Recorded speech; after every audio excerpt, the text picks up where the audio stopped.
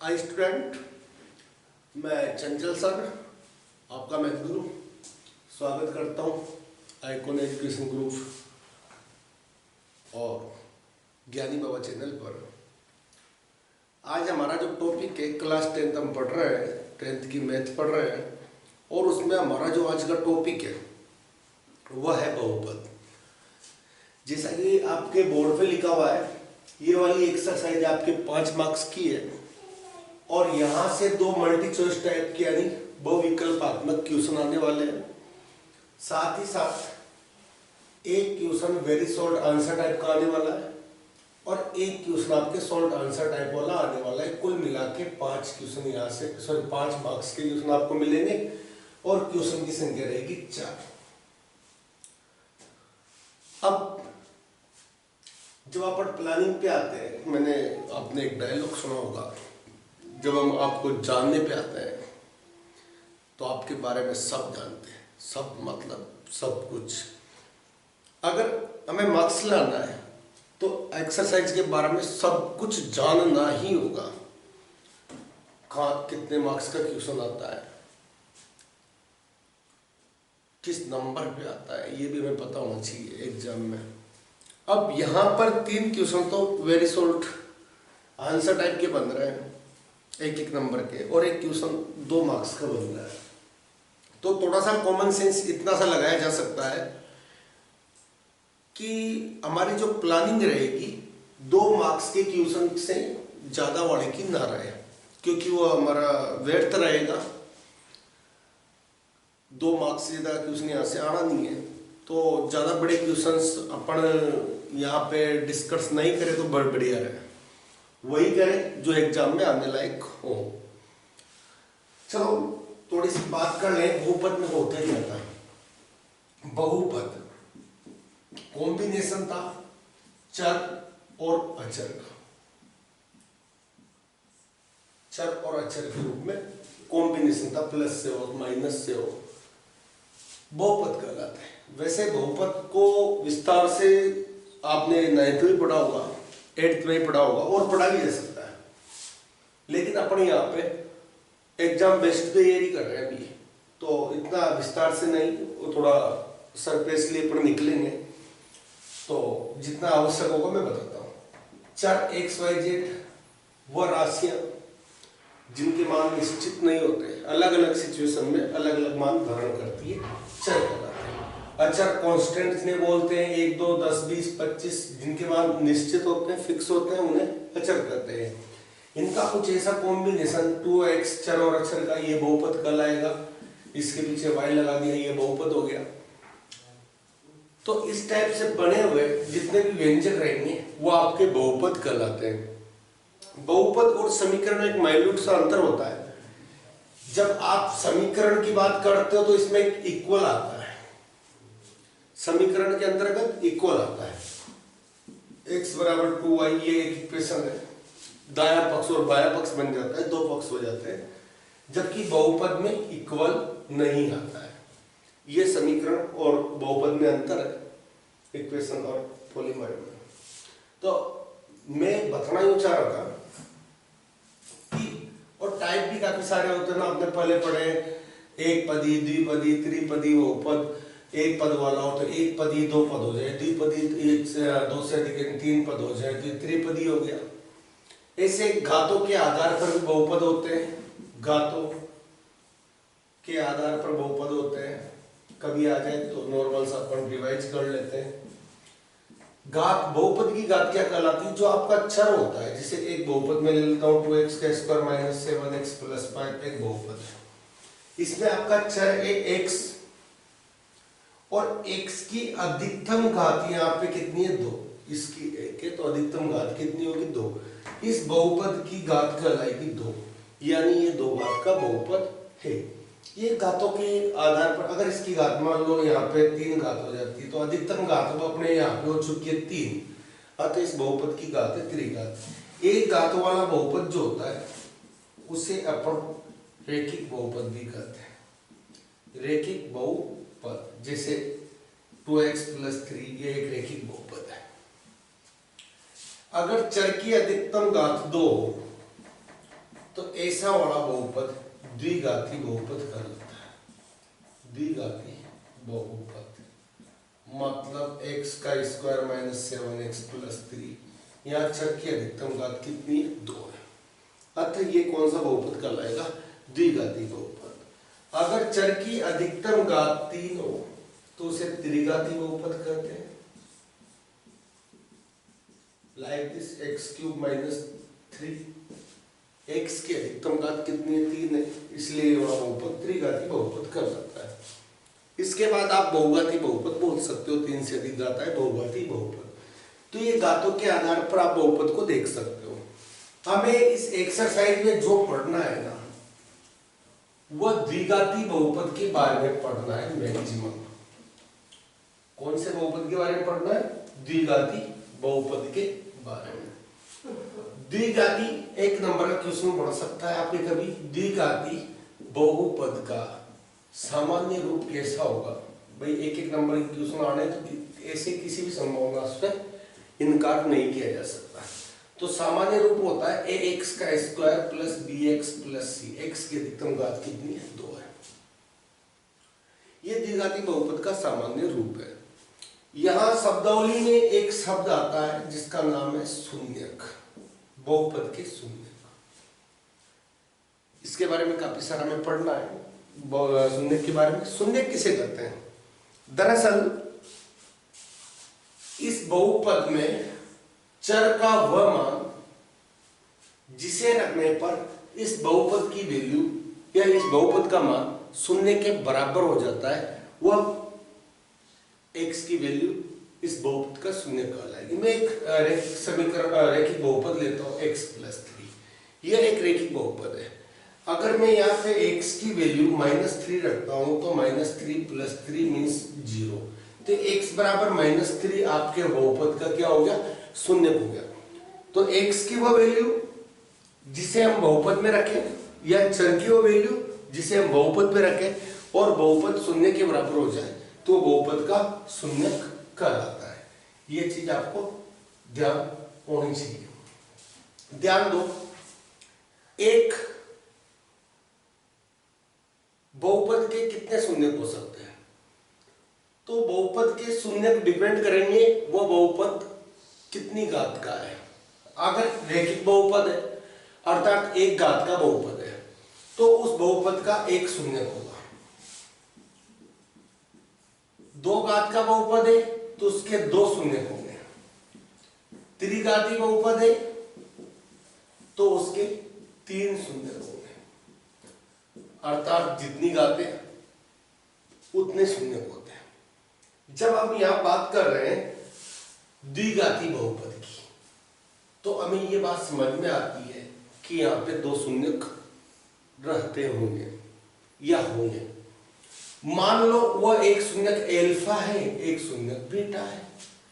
इन शून्यक को अगर अपने यहां पे रखें तो इन बहुपद की वैल्यू 0 के बराबर हो जाती है। जब हम शून्यक ज्ञात कर लेंगे, शून्यक कैसे ज्ञात करना है मैं क्वेश्चंस लेके आपको बता दूंगा। और देखो यहां से संभावना है आपको 2 नंबर का क्वेश्चन मिले या छोटे क्वेश्चन बढ़ जाए क्योंकि उसके लाइक मैटर जो इसके पास होता है। ध्यान देना, शून्यक अगर आप निकाल चुके होते हो तब शून्यक और गुणांकों के मध्य एक संबंध होता है। शून्यकों व गुणांकों के मध्य संबंध क्या रिलेशन होता है अपन इसे देखना चाहेंगे। गुणांक मतलब समझ ले एक्स स्क्वायर का गुणांक, संधि विच्छेद कर लो, गुणा प्लस अंक, जो अंक गुणा हो रहा हो उसे गुणांक कहते हैं। अर्थात एक्स के स्क्वायर से जो भी अंक गुणा होगा वो एक्स स्क्वायर का गुणांक कहलाएगा। एक्स के स्क्वायर से कौन गुणा हो रहा है? ए, इसलिए एक्स स्क्वायर का गुणांक है। एक्स का गुणांक कौन है? जो एक्स से गुणा हो रहा होगा और वह आपको नजर आ जाएगा बी है। और ये लास्ट में किसी चर के साथ नहीं है तो इसे हम कह देंगे अचर पद। कोई संख्या हो सकती है, वो कौन होगा? सी। तो शून्यांकों व गुणांकों के मध्य क्या रिलेशन होता है इसे अपन समझने का प्रयास करें।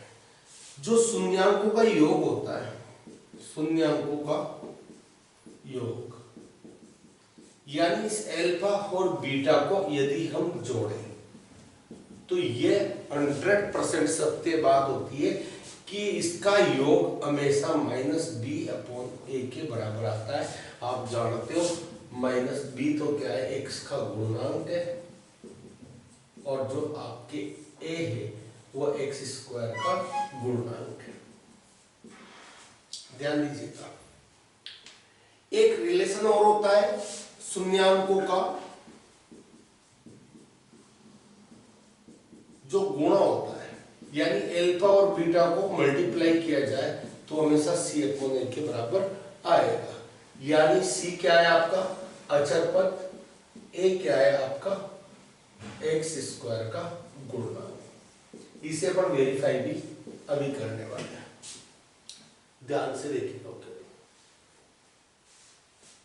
इसे अपन वेरीफाई करते हैं और सीखते हैं, एक आप क्वेश्चंस लेते हैं बढ़िया सा, जिससे हमें समझ में आए कि अपन बताना क्या चाह रहे हैं। ठीक है,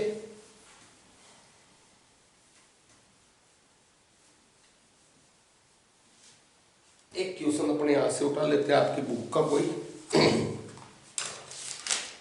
आपकी बुक का एक क्वेश्चन है कि द्विघाती बहुपद है x² माइनस 2x प्लस के 8 के शून्य ज्ञात कीजिए।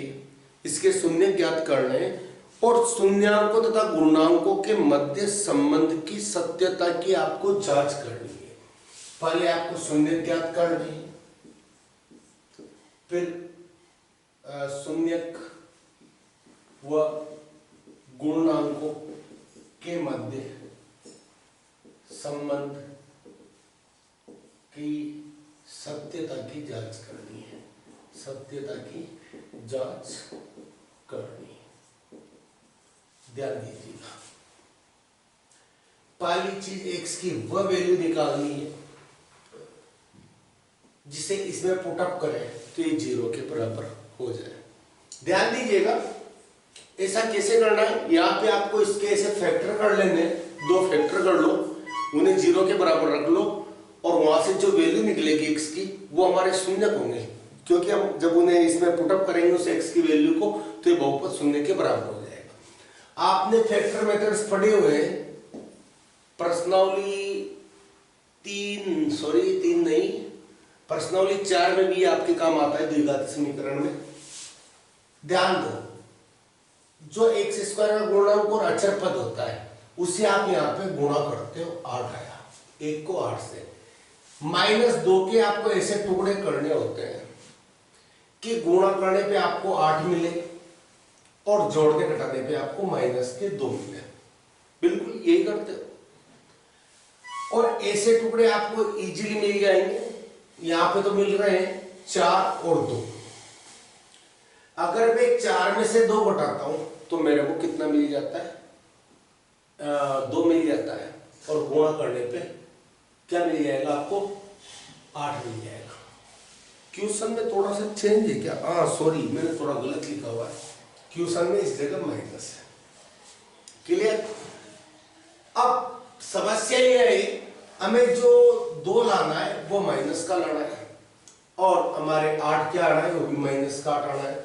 तो ध्यान दो, 4 में से 2 घटाएंगे तो प्लस के 2 बचेंगे, न कि माइनस के 2। आपको बड़ी वाली संख्या माइनस की ले लेनी है और छोटी वाली प्लस की ले लेनी है। अब माइनस के 4 में से प्लस के 2 जाएंगे तो आपको माइनस के 2 मिल जाएंगे, यानी जोड़ने में माइनस के 2 आ रहा है और गुणा करने में माइनस के 8 आ रहा है। और ये 2x है तो आप इन दोनों के पीछे x लगा सकते हो, यानी माइनस के 4x में से प्लस के 2x जाएंगे तो माइनस के 2x बचेंगे, और इन्हें गुणा करोगे तो 8 और 1x का स्क्वायर यानी 8x का स्क्वायर आपको मिल जाएगा। ध्यान दीजिएगा, x का स्क्वायर माइनस 4x प्लस के 2x माइनस के 8, आपने 2x की जगह 4x प्लस 2x लिख दिया, माइनस के 4x प्लस के 2x। अब आपको दो पदों में कॉमन लेने जो कॉमन आ रहा हो, जैसे कि यहाँ पे x कॉमन आ रहा है तो आपके x -4 बचेगा, यहाँ पे प्लस के 2 कॉमन आ रहे तो x माइनस 4 यहाँ पे बचेंगे। अगर x माइनस 4 अपने यहां से भी कॉमन ले ले तो यहाँ पे x बचेगा और यहाँ प्लस के 2 बचेंगे। I am right? जब ऐसा हो जाता है तो आप ये वाला बहुपद इसके रूप में लिख दिया, राइट? अब आपको अगर इस बहुपद का शून्य ज्ञात करना है तो जो आपके फैक्टर आ रहे हैं उन्हें आप यहां पे लिखे शून्य के लिए। या तो ये वाला फैक्टर 0 के बराबर होना चाहिए या ये वाला फैक्टर आपके 0 के बराबर होना चाहिए। यहां से x की वैल्यू आई 4 और यहां से x की वैल्यू आई माइनस के 2। ध्यान दीजिएगा, आपका पहला शून्य आ चुका है 4 और दूसरा शून्य आ चुका है माइनस के 2। दूसरा शून्य आपके माइनस का 2। जब आपको दो शून्य मिल चुके हैं, यही आपको ज्ञात करने थे। आपसे पहला वर्ग आपका कंप्लीट हो चुका है, शून्य ज्ञात कीजिए। इसके बाद दूसरी बात हमारे साथ थी, शून्य को गुणांकों के मध्य संबंध की सत्यता की जांच करनी है। तो ध्यान देना, यहाँ पे गुणांक कौन कौन है। यहाँ एक्स स्क्वायर के गुणांक को हम क्या कहते हैं आपको पता है। इस वाली सामान्य रूप से आप निकाल सकते हो। एक्स स्क्वायर का गुणांक a कहलाता है, तो a की वैल्यू यहाँ पे 1 है। b की वैल्यू x से जो मल्टीप्लाई होता है वो आपका क्या कहलाता है, b कहलाता है। और b की वैल्यू यहाँ पे माइनस का 2। c की वैल्यू अचर पद यहाँ पे है माइनस के 8। अब आपको शून्यांक और गुणांकों के मध्य संबंध की जांच करनी है। आपके अल्फा की वैल्यू 4 आई है, पहला शून्य और दूसरा शून्य बीटा इक्वल टू माइनस के 2 आया है। जब आप योग के लिए इस चीज को ज्ञात करोगे तो शून्यकों का योग किसके बराबर होना चाहिए, माइनस बी अपॉन ए के। अल्फा की वैल्यू आपके पास 4 है, प्लस बीटा की वैल्यू आपके पास माइनस 2 है। माइनस बी की वैल्यू यहाँ पे अगर आप देखोगे तो माइनस के 2 है, अपॉन में ए की वैल्यू कितनी है 1। 4 माइनस के 2 आपको पता है 2 बचेंगे, माइनस माइनस प्लस हुआ और यहाँ भी आ गया आपका 2। इस प्रकार हमने पहली जो कंडीशन थी या योग के लिए जो संबंध था उसका सत्यापन कर चुके हैं। दाया पक्ष और बाया पक्ष बराबर आ चुका है। इसी प्रकार हम गुणा के लिए करेंगे। शून्य का गुणा किसके बराबर होना चाहिए, c अपॉन a के बराबर होता है। अल्फा की वैल्यू हमारे पास 4 है, बीटा की वैल्यू हमारे पास माइनस 2 है, c की वैल्यू हम देखेंगे तो माइनस 8 है, a की वैल्यू 1 है, 4 2 8 होता है, प्लस माइनस माइनस होता है या माइनस के 8। यानी कि यहाँ पर भी गुणांकों और शून्यांकों के मध्य संबंध सत्यापित हो गए। हमारे दोनों पक्ष बराबर आगे। कुछ स्टेप के क्वेश्चंस आपको मिलने वाले हैं। इस प्रकार आप शून्य सबसे पहले क्या करोगे, शून्य निकालोगे। शून्य जब निकल जाएगा तब आपको शून्यांकों और गुणांकों के मध्य जो संबंध है वह वेरीफाई करना है। चलो कुछ और प्रैक्टिस के लिए क्वेश्चन से ले लेते हैं और थोड़ा फास्टली इन चीजों को करते हैं। अगला क्वेश्चन हमारे पास है, देख लेते हैं।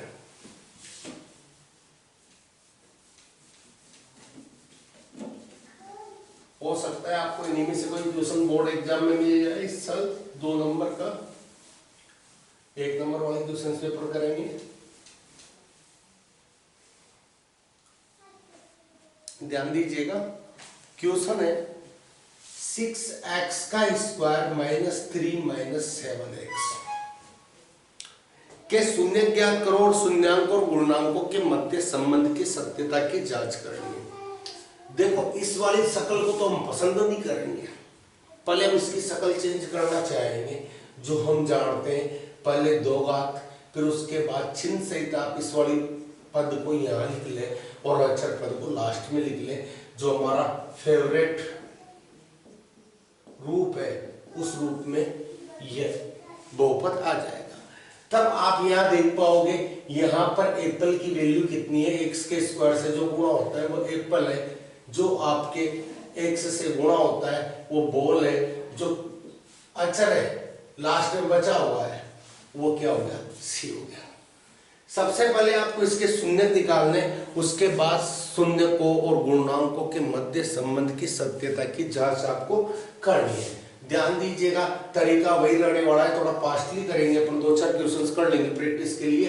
तो तरीका वही रहेगा, आपके गुणा करने के लिए 18 माइनस के 18 आपके गुणा करने पे आने चाहिए -7 के, ऐसे टुकड़े करोगे कि गुणा करने पे आपको कितना मिलता है -18। देखो छोटे मोटे गुणनखंड अगर आपको करने हो, छोटे मोटे टुकड़े देखने हो ना, तो एक आइडिया हो सकता है, ये परफेक्टली हर बार आपको सपोर्ट नहीं होगा, लेकिन मैक्सिमम जगह सपोर्ट मिल जाएगा आपको। फास्टली देखने के लिए ये कर लेना चाहिए कि ये किसके किसके फाड़े में आता है, किसके टेबल में आता है, ऐसा आपको पता लग जाए। जैसे मेरे को लग गया था 9 2 18 होता है और 9 में से 2 गए तो 7 भी बच रहे हैं, यानी आपको थोड़े इजीली मिल गए। आपको माइनस के 7 लाने तो माइनस के 9, बड़ी वाली संख्या माइनस के रख लो, छोटी वाली प्लस के रख लो, तो माइनस के 2 में से प्लस के माइनस के 9 में से प्लस के 2 गए तो आपको क्या मिल जाएगा, माइनस के 7 मिल जाएगा। और गुणा करने पे 9 2 18 भी हो जाएंगे, प्लस माइनस माइनस के हो जाएंगे।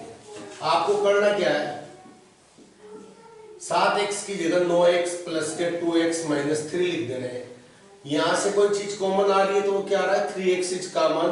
यहाँ पे क्या बचा, 3 से 6 को डिवाइड किया, 2 बार भाग गया इसका, 1x बाहर निकल चुका है, 1x बचा हुआ है, माइनस 3 का भाग 9 में 3 बार, x बार निकल ही चुका है, प्लस अब यहाँ पे कोई चीज कॉमन नहीं आ रही, कोई चीज कॉमन नहीं है तो कहते हैं ना, जिसका कोई नहीं होता उसका खुदा होता है, और सबका मालिक कौन है, एक। इसलिए आप यहां से क्या चीज कॉमन ले सकते हो, 1 कहीं से भी कॉमन आ सकता है। तो 1 का भाग तो 2x में देंगे तो 2x बचेगा, और -3 में देंगे तो माइनस के 3 बचेंगे। फैक्टर में ये जरूरी होता है दोनों पार्ट एक जैसे आए। अब यहां में सेम पार्ट मिल रहे तो इसे अपन क्या कर लेंगे, आपस से कॉमन ले लेंगे। 2x - 3 हमने क्या ले लिया, कॉमन। इस जगह क्या बचा आपके 3x, और यहाँ पे क्या है प्लस का 1। इस प्रकार आपको जो बहुपद दिया था उसके 2 फैक्टर कर लिए। अब शून्य के लिए क्या करोगे, एक बार इसे 0 पढ़ लोगे और एक बार इसे 0 के बराबर कर लोगे। तो आप यहां लिखोगे शून्य के लिए या तो 2x - 3 = 0 या 3x + 1 = 0। यहां से 2x की वैल्यू आई 3 और x आपको चाहिए तो 2 कहां जाएगा, अपॉन में चला जाएगा, इसलिए x की वैल्यू आ गई 3/2। यहां सबसे पहले आपने एक को पीछे भेजा, पक्षांतरण किया, चिन्ह बदलेगा, माइनस का हो गया, मुझे x चाहिए तो मल्टीप्लाई में कितना है 3 कहां चला जाएगा, अपॉन में, यानी 1/3 आपके क्या आ गया, माइनस का 1/3, दूसरा शून्य आ गया। अर्थात मेरा पहला शून्य का अल्फा बराबर 3/2, दूसरा शून्य बीटा बराबर माइनस के 1/3। अब आपको शून्यांकों और पूर्णांकों के मध्य संबंध की सत्यता की जांच भी करनी है, इसलिए यहां लिख देना जांच। शून्यांकों का योग क्या होना चाहिए, -b/a होना चाहिए। मेरा पहला शून्यांक है 3/2 प्लस दूसरा शून्यांक है मेरा माइनस के 1/3। इन्हें जब मैं जोड़ूं तो -b/a के बराबर आना चाहिए। b की वैल्यू मेरे पास यहाँ पे -7, a की वैल्यू है मेरे पास 6।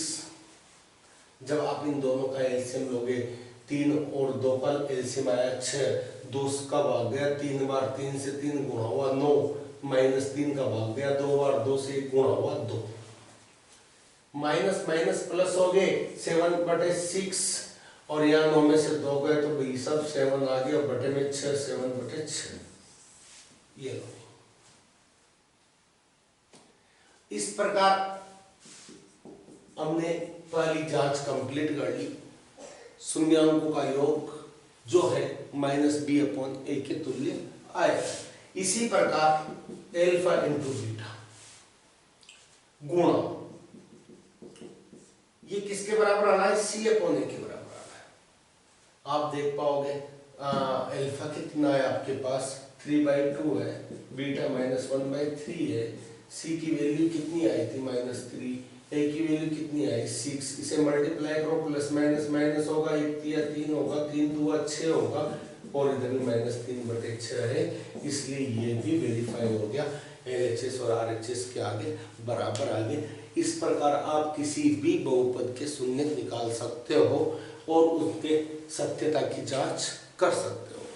कुछ एक क्वेश्चन और ले लेते हैं। एक क्वेश्चन बहुत बड़े सा मुझे दिख रहा है।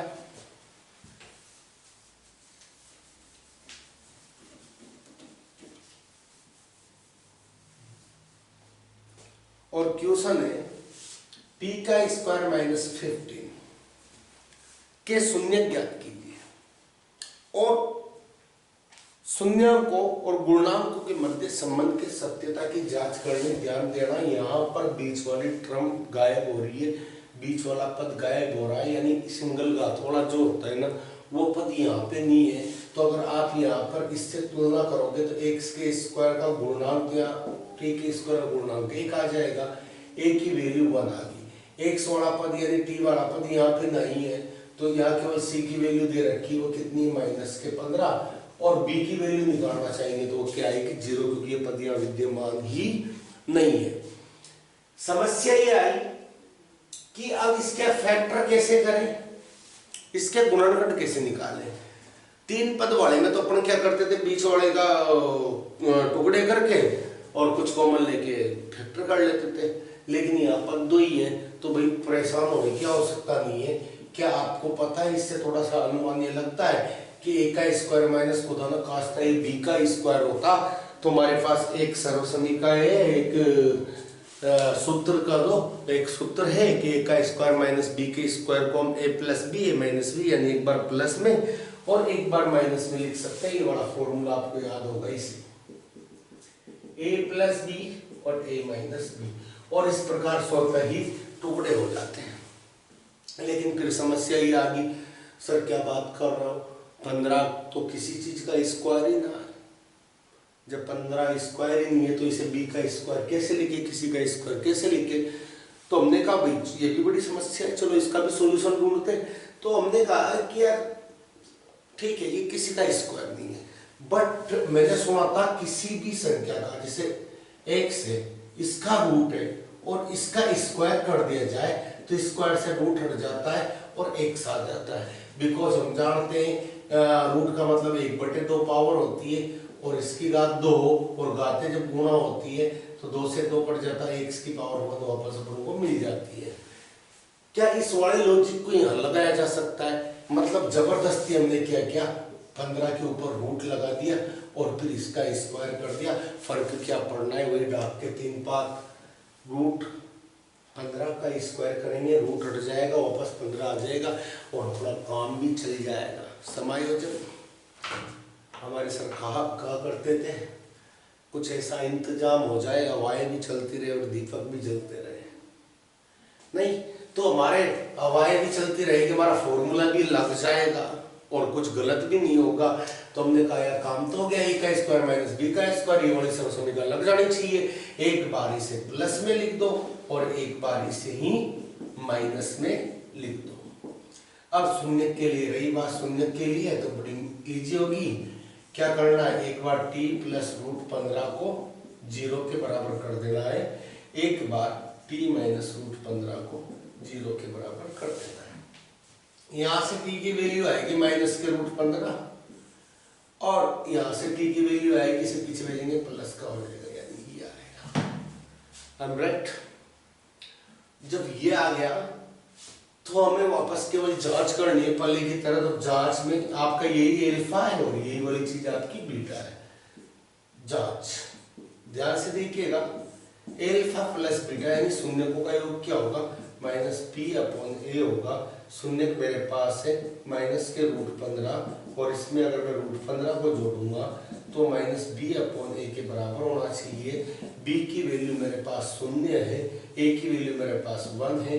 आप देखोगे सेम में से सेम जाएगा, एक प्लस का एक माइनस का एक 0 आ जाएगा, 0 में किसी का ही भाग देते हैं तो 0 आता है। इस प्रकार पहली जांच तो पूरी हुई। रही बात शून्यकों के गुणा की, योग हो चुका है, गुणा में देख लेते हैं। अल्फा इंटू बीटा बराबर सी अपॉन ए आना चाहिए। हमने कहा ठीक है, माइनस के रूट 15 है, ये रूट 15 है, सी की वैल्यू हमारे पास कितनी है, माइनस के 15 है, एप्पल की वैल्यू हमारे पास 1 है। देखो रूट 15 गुणा होगा, रूट हट जाएगा, ये होगा, ये रूट 15 का स्क्वायर है और रूट का स्क्वायर लगाओ तो रूट हट जाता है। तो यहाँ पे आपके क्या गया 15, ये माइनस का था, ये प्लस का था, और प्लस माइनस गुणा होता है तो साइन का एक आता है माइनस का, और यहाँ भी माइनस के 15। इस प्रकार इसकी भी जांच कंप्लीट हुई। तो एक टाइप की क्वेश्चंस तो ये थे जो हमने आज डिस्कस किए।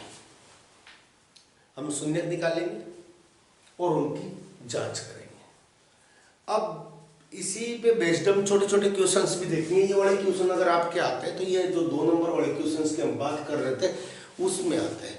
1 नंबर वाले क्वेश्चंस में क्या आएगा उसकी भी अपन बात करेंगे, और कुछ यहाँ से क्रिटिकल क्वेश्चंस भी लेंगे जो एग्जाम में पूछे जा सकते हैं। अगर बाहर से कोई क्वेश्चंस आया तो ऐसे क्वेश्चंस अपन अगली वाली वीडियो में लेना चाहेंगे।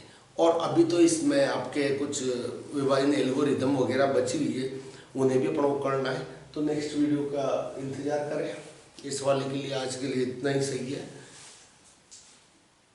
ओके, मिलते हैं जल्द।